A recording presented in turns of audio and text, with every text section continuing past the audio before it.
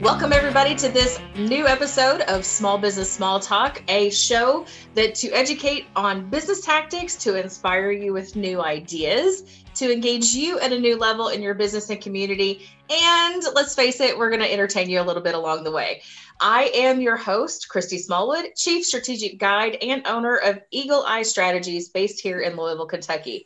And we are a strategy-first business that helps you break the status quo of business as usual, help you bring some order to chaos, spark some inspiration of big ideas, and light a fire under your butt to make sure you get it all done. We also provide services to fuel that strategy so that you can be educated, engaged, and more empowered to create the life and business and team that you're looking for. And that includes business leaders all over the planet. So I also want to start the episode by giving a huge shout out to our sponsor partner, which is the Chamber of St. Matthews.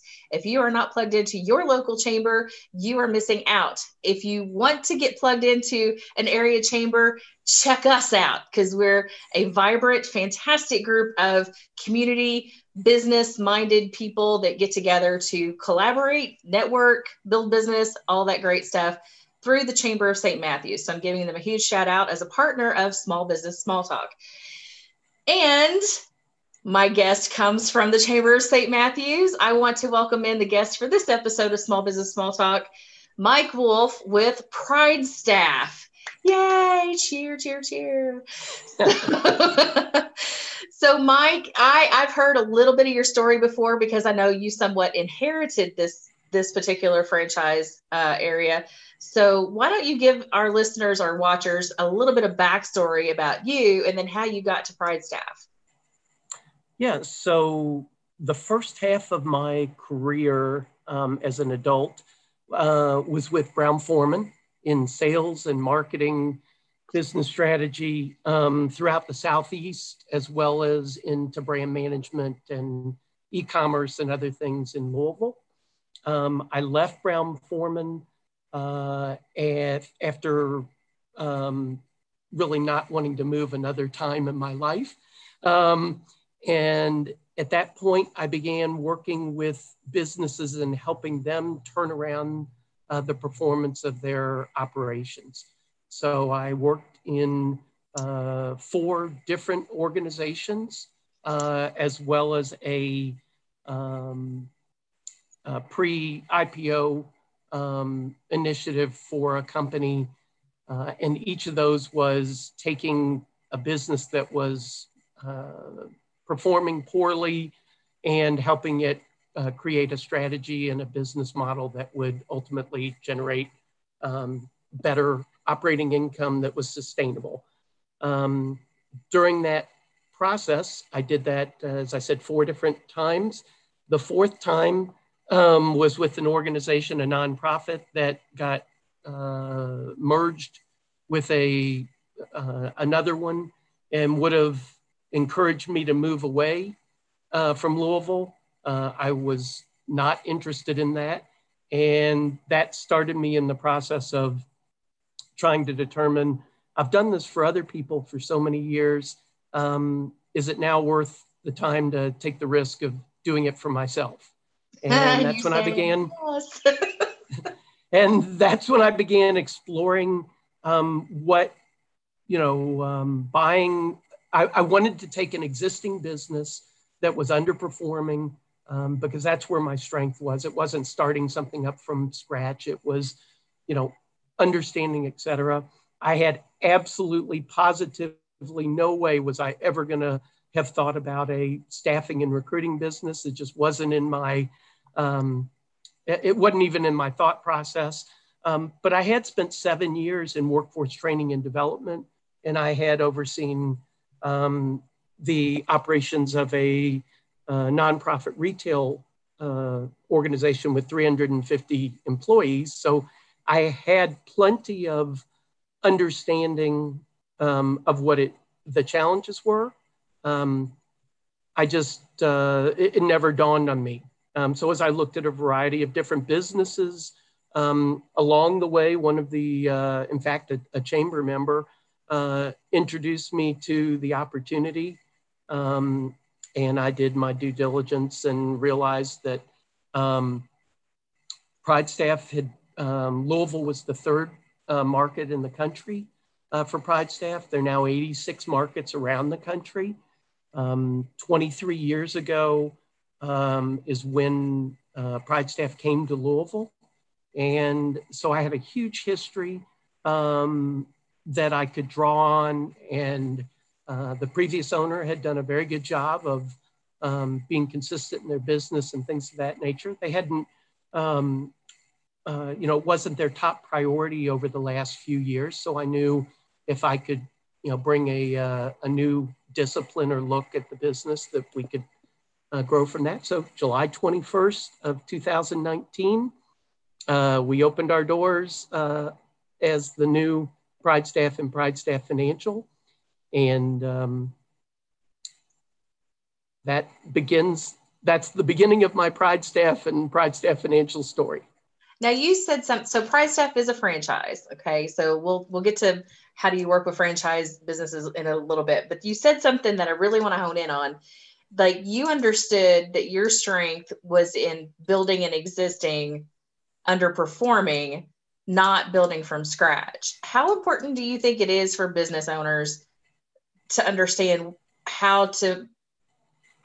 important do you think that is for other business owners to know the difference between what your strength is and what it isn't? It is absolutely critical.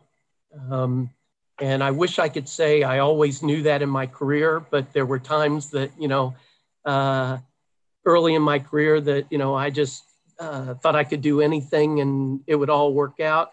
And I just learned through experience that, it's much more important to do the things that you are really good at, and for the things that either you don't enjoy or the things that you're not, skilled at, to find those individuals or those resources to do them.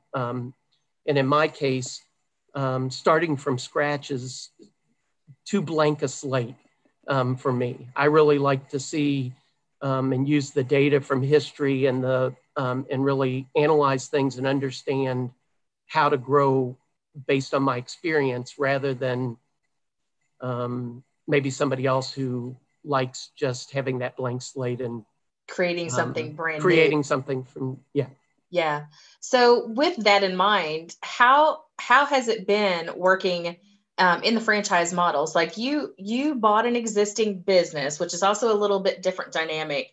Some of my other franchisees who have purchased in the area, they've launched their particular franchise, brick and mortar or whatever, their service business, from scratch as a franchisee. So it's typically a turnkey model, but you already had an existing franchise model here in Louisville that you could grow from. How has it been making that transition into working with a franchise model that already exists? Like, do they provide you great, like, how helpful are they, I guess, is my bottom line question. How helpful are they in growing the business for you?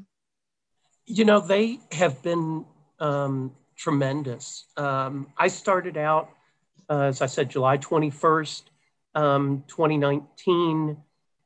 2 weeks later, I spent 3 weeks in California, just focused on training as the new owner of the business. And literally it was 3 full weeks of just constant, drinking from a fire hose, kind of activity. And then for the first year, they provided me a franchise training coordinator to work with my team. And then ongoing, I have a franchise VP of operations who we meet once a week. And I could call at any time. In fact, I spoke to him last night at 8 o'clock about things. So really, they've been very good. The harder thing for me is probably trying to understand how to work within a franchise because there are things that you need to be cognizant of, and to differentiate yourself from your competitors, as well as just from, maybe how you would have done things in a non-franchise environment that have to be thought of each time you make a decision. So I'm remembering back to my KFC days. I worked in the advertising section. And of course, I worked hand in hand with a lot of my franchisees. And I know if you have a franchisor, a major company that has locations throughout the US, so not just in one Midwest, so there's kind of spread out. They at the top level is trying to make sure everybody's happy, but you at the local level know, hey, that thing doesn't work here. So how have you maneuvered within that? How do you localize your brand, your franchise brand? I think there's probably two parts to that. Buying an existing business, we have two brands actually in Louisville. So we have Pridestaff Financial, which focuses just on accounting and financial service roles. And so I have a staffing consultant that's what he spends his time on. So it helps keep focused and away from the other side of our portfolio, which is Pridestaff, which focuses on the administrative and office support roles and light industrial logistics. And the reason I kind of hesitate on that last one is that's an area that I'm trying to develop that the previous franchisee had not focused on. And so when you're asking about the franchisor, they would like all three of those legs of the stool to be approached. And so I am building off of previous client and business knowledge in the community of how people have perceived Pridestaff and Pridestaff Financial. And I'm trying to identify the right client and candidates for the new area in that logistics support light industrial area that is completely new to the community. And certainly it's new to me as a relatively new franchisee. So I'm balancing that franchisor's desire to do it with my own need to make sure that I have a solid balanced portfolio of my own, because the third piece is all new. It's all prospective activity. Right. So, okay. So as a small business owner, how do I even get started working with you? What is that experience like? Do I just call you up and say, I need somebody? Then what? Yeah. So I'm drowning, Mike. Hire me somebody, please. Hey, Christy, that happens frequently, and yet typically our clients are businesses that have a single person responsible for human resources and operations. So it may not be just a small business. It may be a division or department of a much larger organization, but they have sole responsibility for the hiring, recruiting, management of their personnel. Right. So that question is not just coming from the small business person needing someone. It's coming from larger organizations, but somebody who's limited in resources for recruiting and staffing of both temporary and direct hire candidates. So they call and they'll ask us about what service areas do we focus on, and so I try to at that point make sure that it's in one of the three areas that really are core to us. And then every person who's a candidate and every client that we work with, we meet face-to-face initially. because I want to make sure that they understand and that we understand what their business environment is like. And then we will review their specific needs. Many times they may be uncertain about, have I priced, have I selected the right price for the, I say price, the wage for the employee. And so we have a tool that allows us to use, that we can provide them with very specific, localized to the zip code pricing comparisons so that they can, and it's free of charge. We give that to them usually at the beginning just so they can see the value that we're going to bring to them as a business. And at that point, it really ends up being, I'm looking to be a partner with them. I'm not looking to do, a one-off quick solution, because it's not how we operate. We interview every candidate face-to-face. We verify every reference that they send. We do skills assessments. We share all of that with the client before they ever even have met the candidate. And then, as I said, we have the candidate go meet the client face-to-face. So we're a high touch. We don't focus on heavy volume. If you asked me for 100 placements, I couldn't do it and I wouldn't. We're looking to place 2 to 10 people for a client, not hundreds. That's, there are a lot of companies who that's their forte, is just digging people out. We're trying to find the right fit the first time. And we reward our my staff by doing it right, and we penalize them if they if that doesn't end up being the right fit. So we give a guarantee to the client, and if the candidate is the wrong fit, our folks don't. They have to go fill that position again and don't get rewarded a second time for that. So basically, you're not bringing donuts to them if they screw it up. They continue.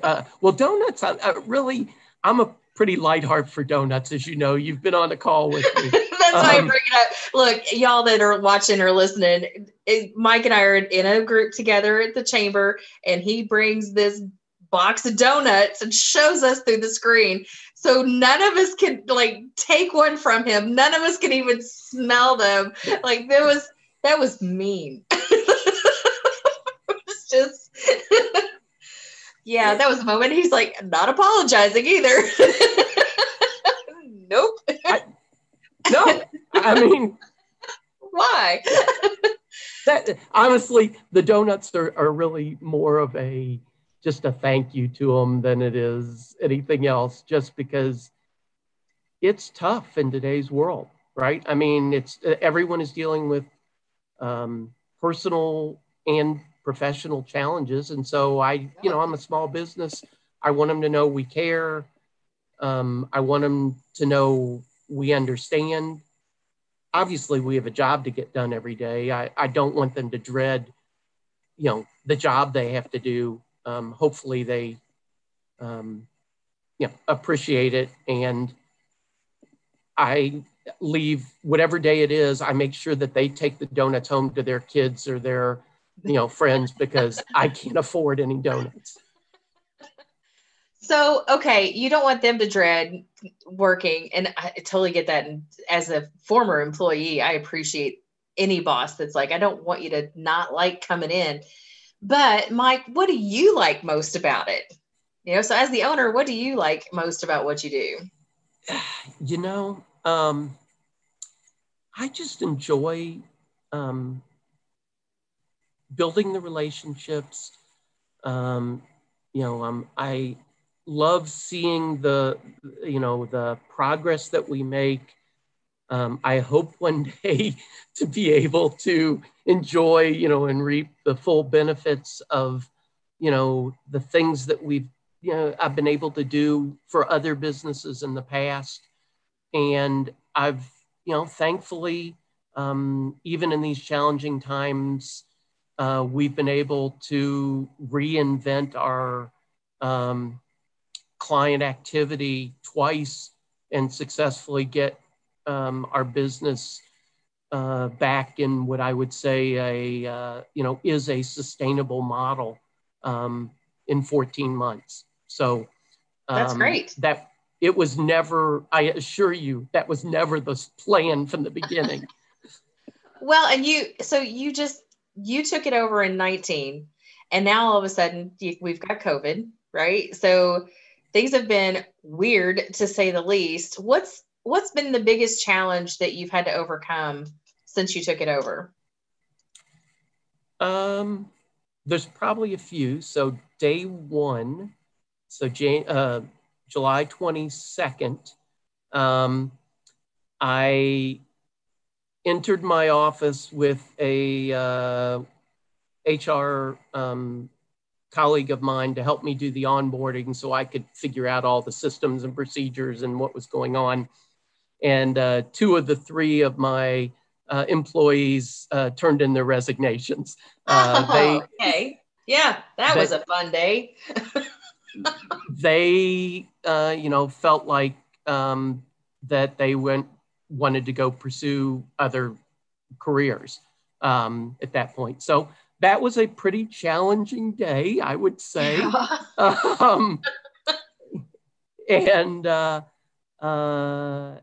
And then really, I think just after coming back from 3 weeks of training, you're absorbing all the information, all the things that you want to get done, and then trying to implement it at a time that you're also hiring folks and trying to, frankly, figure out, where's the front door, where's the bathroom, where's the sink. I mean, where's the nearest donut shop?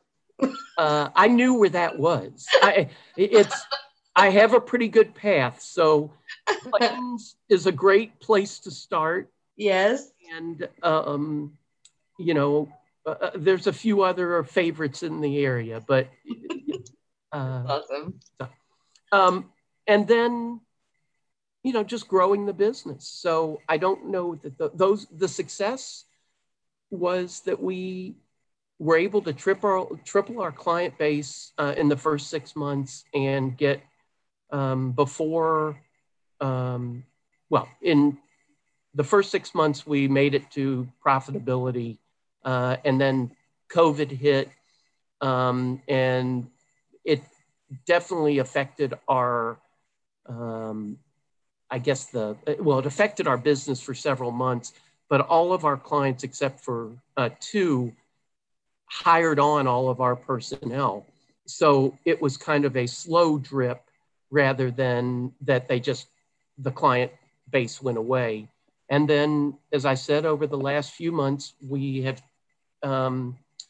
our clients have just grown to a different client base. Some of those non-essential businesses have not reopened, but we have grown our essential business and our direct hire clients. We had never done direct hire prior to March of this year, and we have done 8 placements since then. So, you evolve, and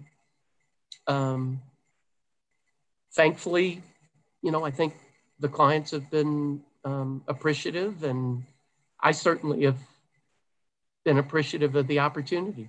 So how often do you get the client that wants to talk to you about, I can't find anybody that wants to work?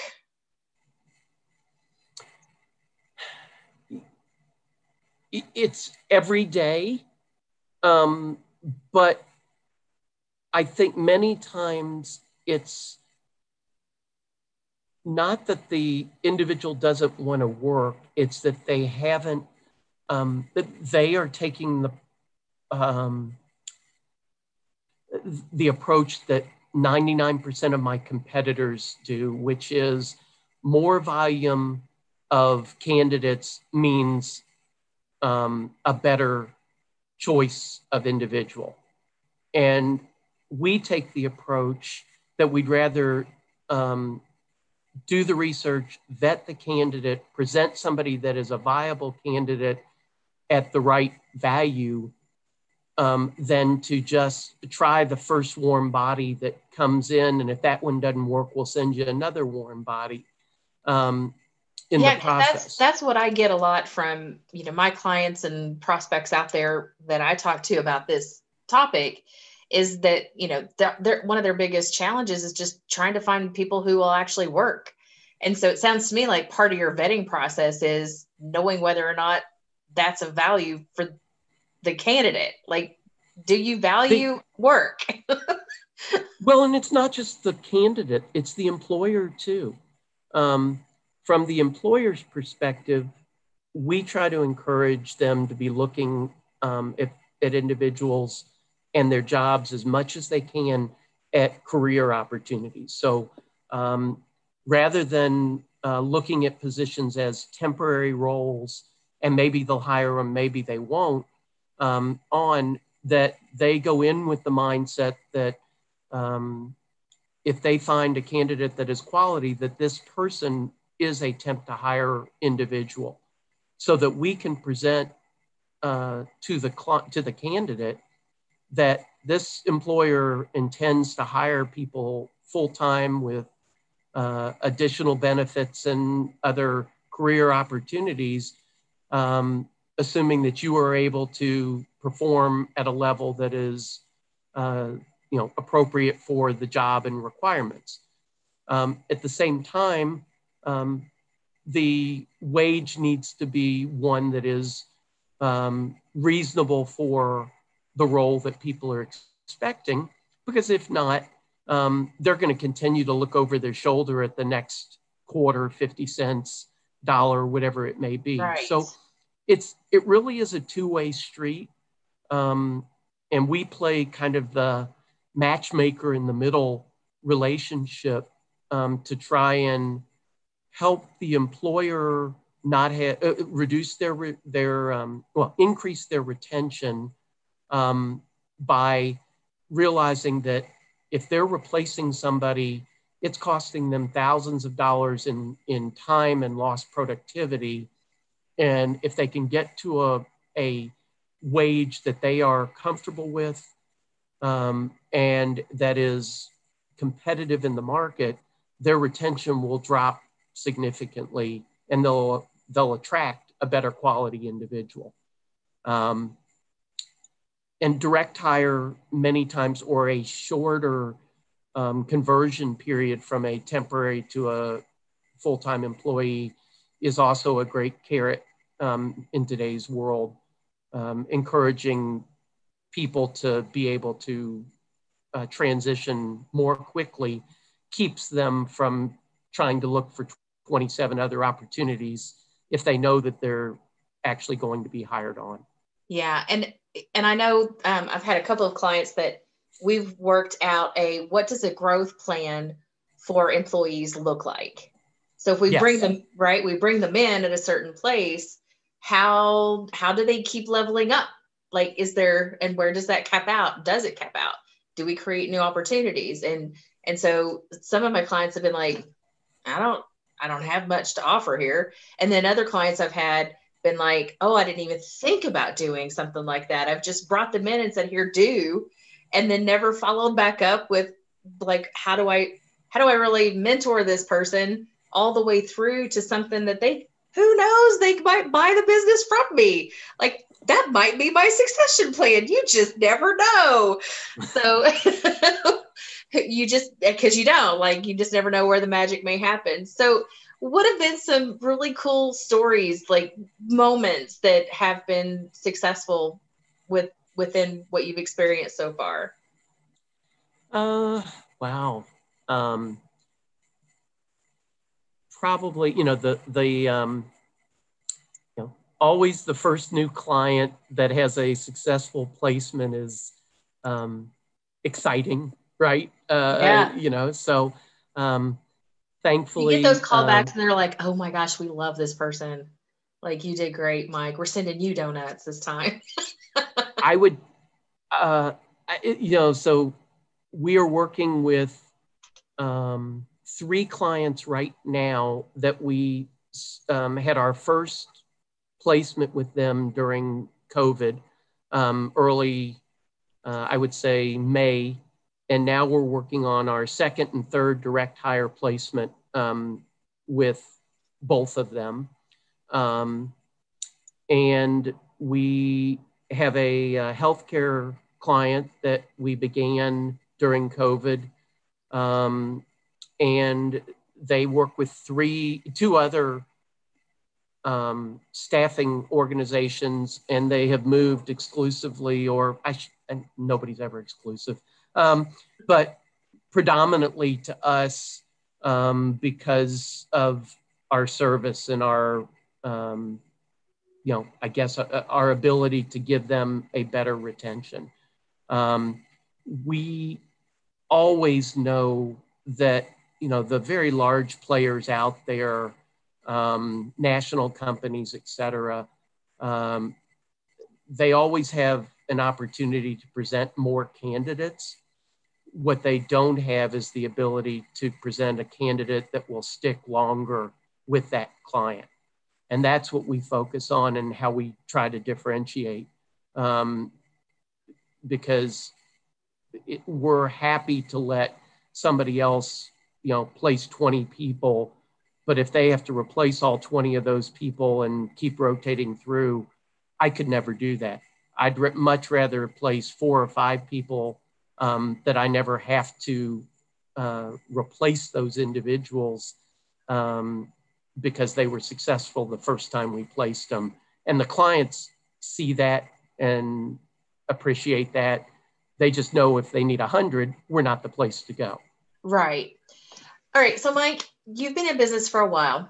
You've worked with Brown-Forman, you've done the consulting thing, you've been experienced for a while now. Who has influenced you a lot? Who have been some of your influencers? I had my very first executive supervisor at Brown-Forman, actually there are 2, was an ex-Major League Baseball pitcher.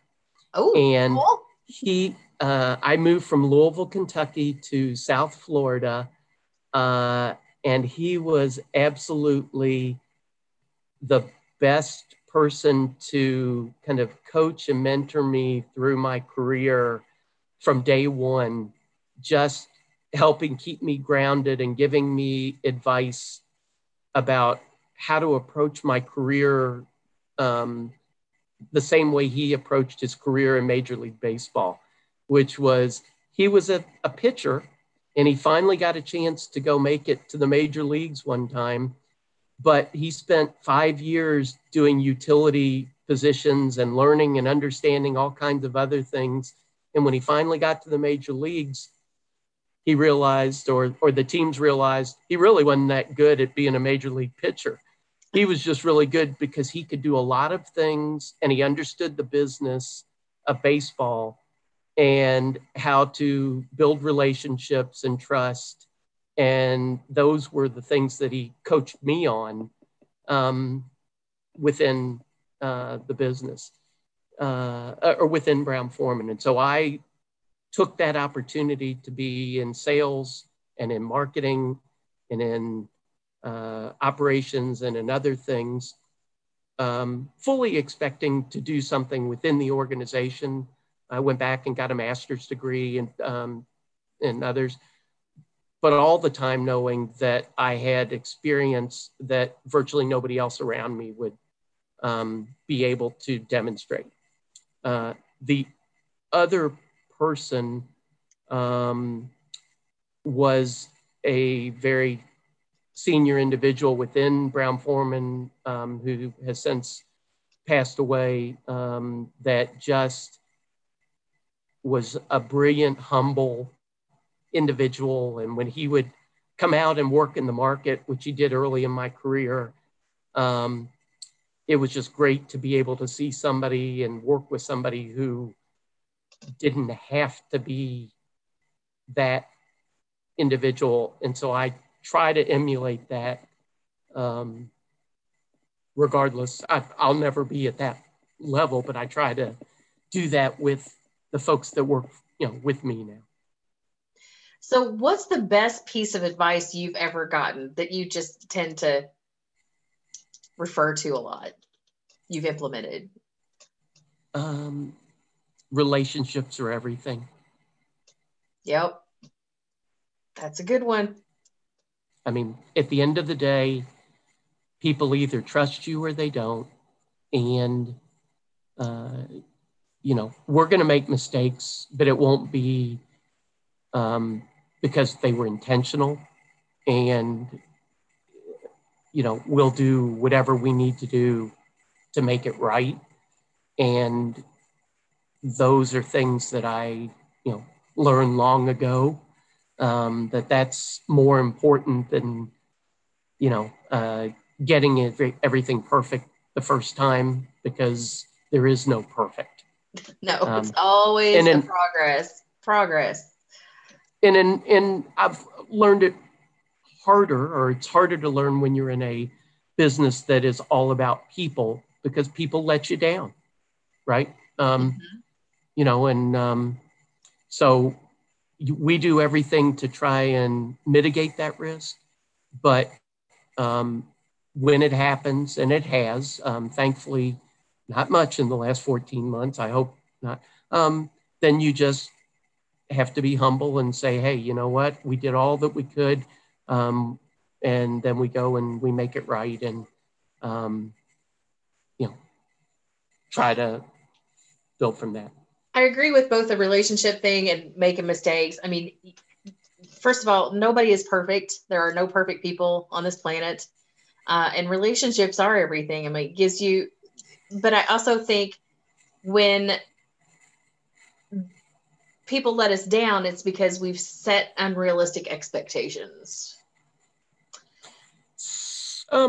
Sometimes, or we, or I, and maybe this isn't, interpreted something differently than the individual may have interpreted what their expectation was. Does that make sense? Yes. We just had a different expectation of the interaction or the exchange. And I think that there's a lot of either miscommunication or lack of communication about, this is what I expect this experience to be, right? Like, especially right. Like I'm working with vendors, and I'm working with clients, I'm working with, committee members or whatever. And I'm a full throttle person. I will walk in and say, I need help with this. And then I walk back out. So I know that don't do that, because it's not enough information for most people. It doesn't set a good environmental tone. So I know I have to be more intentional about, hey, explaining what I want by a certain time. Are we in agreement?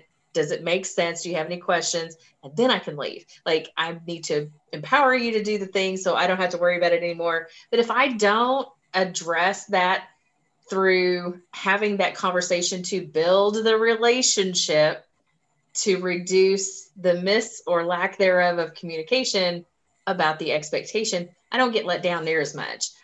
That's been one of my key learnings about people letting me down over the years, is a couple things. One, I don't wait on other people to do whatever I want. If I just need to do it, I'll just do it. But the other thing is, the better I can communicate with somebody to build a relationship, the less there is in misinterpreting or not even knowing what is expected in that. Because I wouldn't have a client base if I didn't set my client's expectation well. Like, I wouldn't be able to meet their expectations, right? So some of that stuff goes into, people are going to let us down, but I have learned I can actually be intentional about not doing that. Well, and I would say, I have 3+ employees. I count my wife as the plus. Very good. And she might count for more than that, but that she doesn't want to be too much of that plus. And, COVID has definitely made it challenging. Certainly during the early stages of COVID, we were all, in our own homes. I had a new employee who had started 3 weeks earlier, and now they're working from home. And so, all of these things have made building that internal,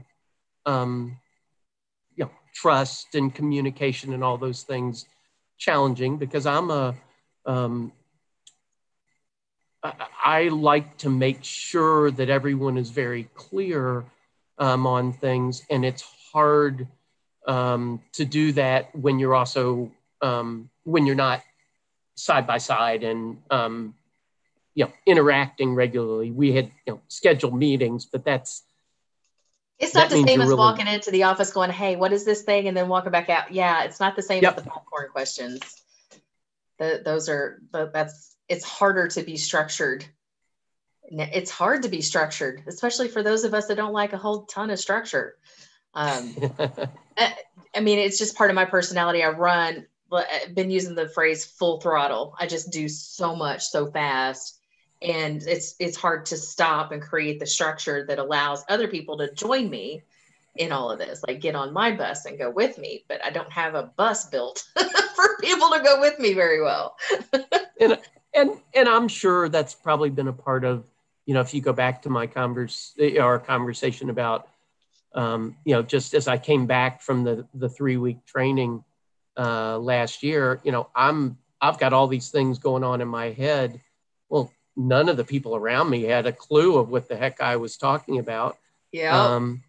And yet I'm now fully invested in the business, and I got to go figure out how to, proceed. And I think that's part of,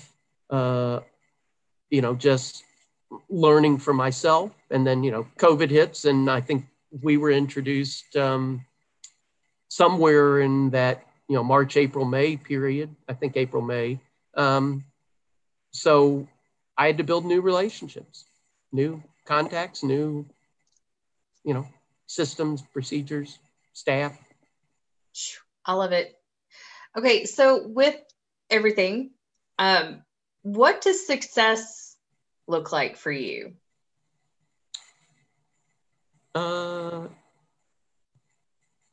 There's probably 2 or 3 things. So one is, building, growing the business, both from a client service side to the dollars and cents that go along with that. And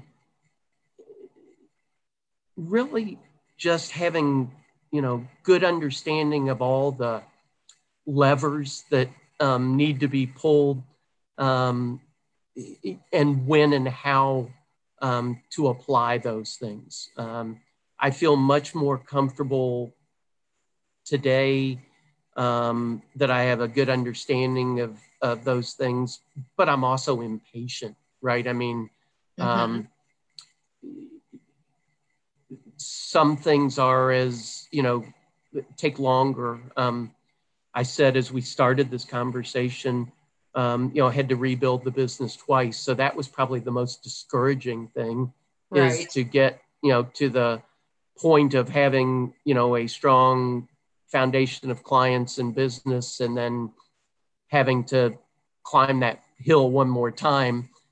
So I would just say, that felt pretty frustrating, is probably a light way of saying it, right?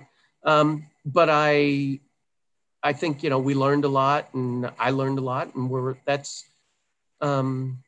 that feels pretty good that I have been able to figure that out twice in 14 months.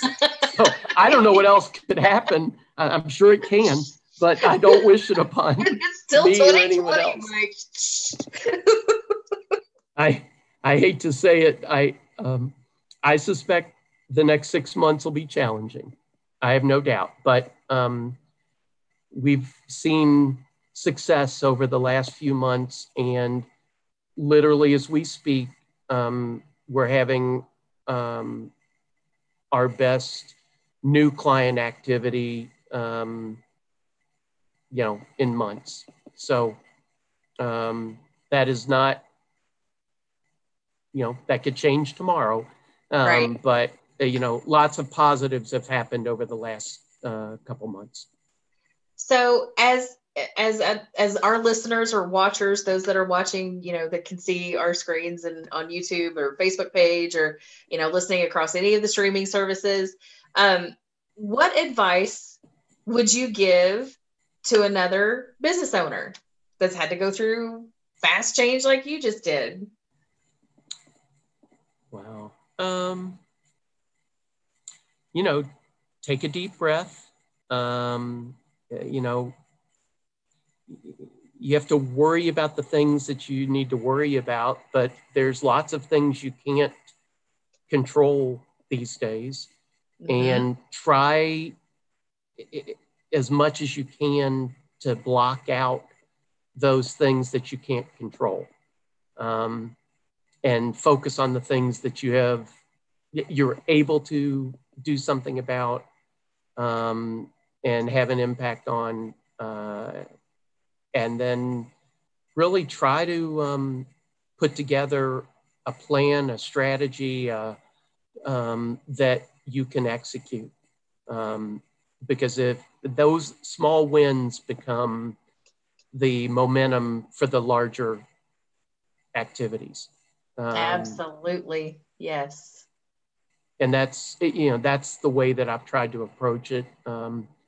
Biting off too much at once, it's what I would normally have chosen to do, but I've tried to just, probably do more than a reasonable person would try to do, but also be realistic if it doesn't all work out, just to focus on the things that I know are closest to success and put my efforts towards them. Awesome. Well, Mike, I want to thank you for being our guest today on Small Business Small Talk. There's been a lot of great information in here, a lot of insights about like recruiting and how you, as with Pridestaff, actually works with businesses to find those people who actually like to work because they're a good fit for the company that you're working with. You're already vetting all that stuff out. It just seems like it makes my job easier as the owner. So, or whoever has to do the hiring, right?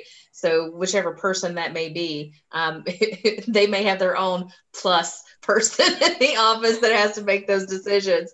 So how can people get in touch with you? What's a good way to connect with you?